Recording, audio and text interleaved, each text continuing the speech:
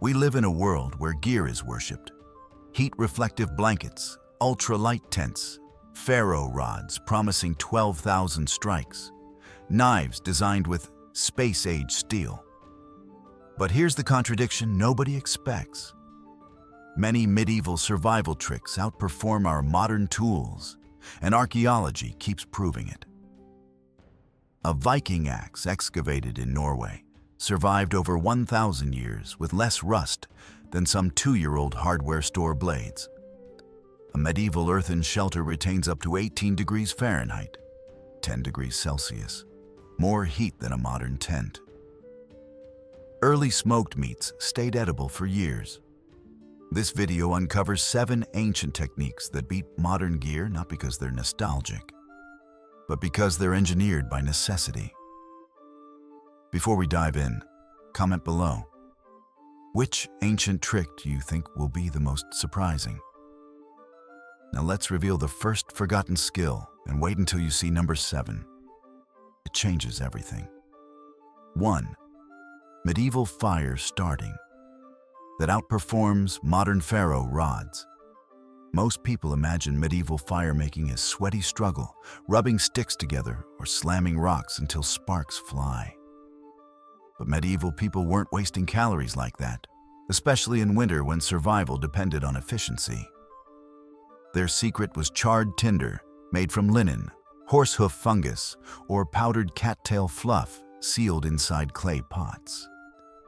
Scientists found that this tinder ignites at temperatures as low as 572 degrees Fahrenheit, 300 degrees Celsius, nearly half the ignition temperature needed for dry wood. Here's where it gets wild. In rain, modern ferro rods often fail because the sparks land on damp material. But medieval charred tinder absorbs the spark and grows hotter as oxygen feeds it. One spark becomes a glowing ember that lasts minutes, long enough to ignite kindling even in freezing conditions. Archaeologists tested medieval fire kits at York. Average ignition time was 17 seconds, faster than many modern survivalists using magnesium strikers. And if you held that medieval tinder in your hand, you'd feel how feather-light and powdery it is, almost soft, like charred velvet. Strike flint against iron, and the spark lands with a tiny hiss, catching instantly. The ember glows orange, breathing like a miniature sunrise. Modern ferro rods scatter sparks everywhere. Medieval tinder absorbs one spark and refuses to let it die. And remember, medieval tinder doesn't degrade, doesn't require machining, and doesn't break. Next, let's talk about a shelter trick so effective that modern camping gear can't compete. 2. The earthen backwall shelter that holds heat. Better than modern tents. Modern tents block wind, but lose heat rapidly. Nylon has almost zero thermal mass. It retains almost nothing. That's why a tent interior often matches outside temperature within 30 minutes of nightfall. Medieval travelers built lean-tos with earthen backwalls, using soil and bark packed up to 18 inches thick as insulation. Testing by experimental archaeologists showed interior temperatures 12 to 18 degrees Fahrenheit, warmer than the ambient air, even without a fire. And here's where the story gets crazy. When a small fire was positioned just outside the shelter and angled toward the wall, the earthen mass stored heat during the evening and radiated it back for hours. Modern tents don't store heat at all. They trap moisture, get clammy, and collapse under wind load. A medieval shelter built in under 2 hours with natural materials outperforms a $300 ultralight tent when temperatures plunge below freezing. Now let's talk about cordage ancient builders trusted to lift stones weighing tons. 3. Plant fiber ropes. Stronger than paracord. Paracord claims a breaking strength of 550 pounds. Yet medieval rope makers produced nettle, hemp, and lime bast cords tested at 1,000 to 1,500 pounds. The secret was whole, uncut fibers. When you run your fingers along medieval rope reconstructed in labs, you feel the long braided strands, slightly coarse, slightly oily, but unbelievably tough. No creaking nylon, no synthetic smell, just dense natural fiber that tightens when pulled. Archaeologists analyzing medieval bridges and lifting cranes in France found ropes that lasted 40 years of daily strain. Modern nylon paracord? UV exposure can weaken it by 50% in one summer. Here's the part everyone misses. When medieval rope frayed, they didn't discard it. They spliced new fibers in, and the rope kept working. Modern rope is disposable. Medieval rope was practically immortal. But food storage was where ancient ingenuity truly shined. When medieval rope strained under weight, you didn't hear that sharp, plasticky snap. Modern cords make, you heard a deep, earthy groan as the fibers compressed and held.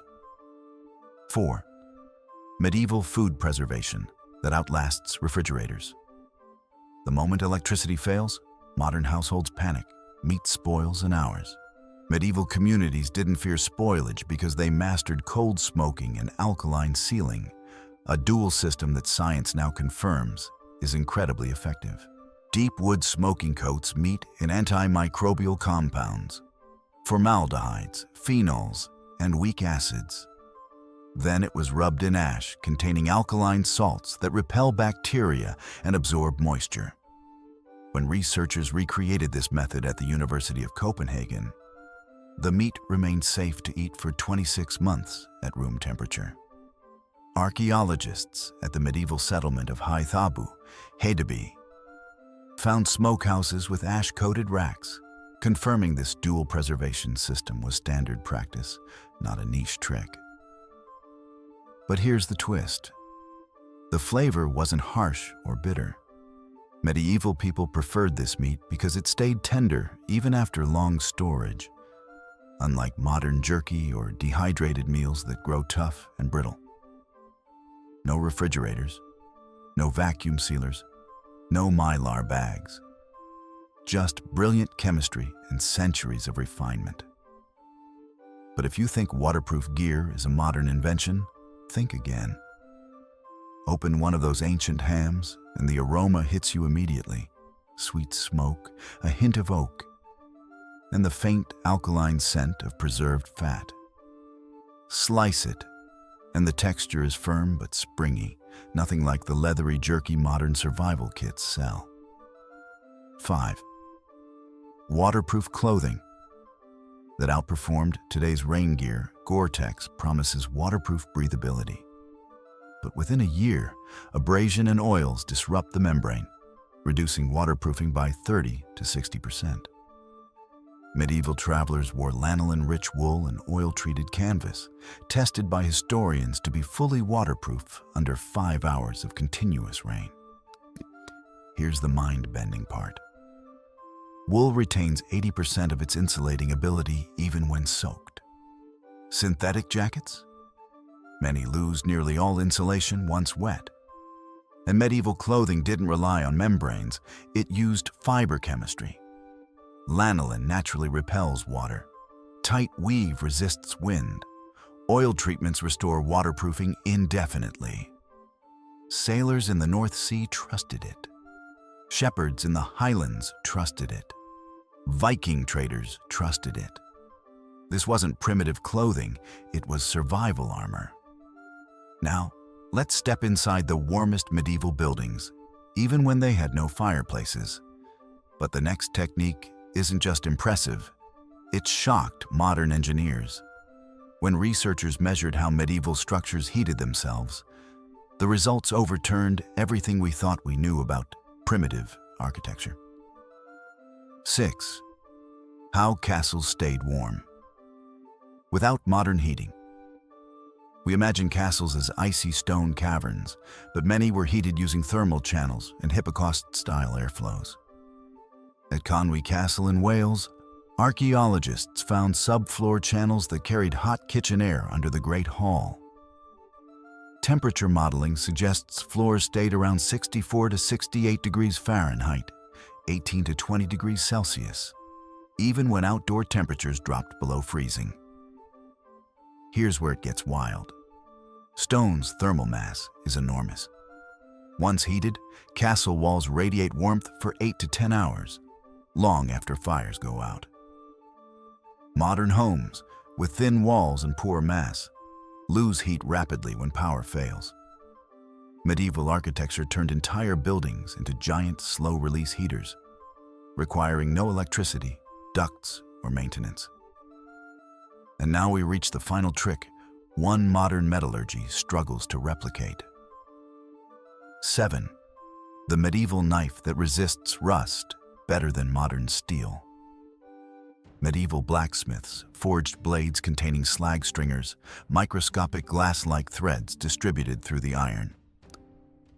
For decades, historians thought this impurity made the metal weak. But metallurgical studies in 2020 revealed the opposite. Slag stringers interrupt corrosion pathways, preventing rust from spreading. That's why tools from the 900s can emerge from the earth with edges still intact, while modern carbon steel rusts aggressively after a single camping trip. One Viking blade showed only 0.03 millimeters of rust penetration after centuries underground. Here's the crazy part. Modern steels are too pure.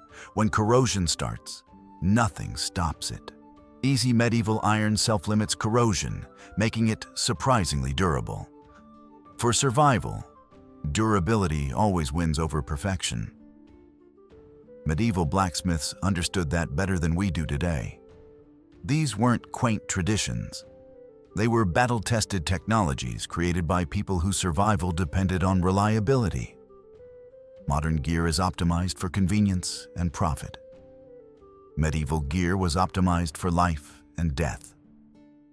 So ask yourself, who's really more advanced? The people who built tools that lasted centuries? Or the society that throws everything away after a season? Maybe the past wasn't primitive. Maybe we are the ones who forgot how to survive. If this journey into forgotten medieval survival left you wanting more, hit like, subscribe, and ring the bell so you don't miss the next chapter. Tell me in the comments, which ancient trick could you smell, feel, or picture the most clearly? Your engagement keeps these lost skills alive, and there's far more buried in the past waiting to be unearthed.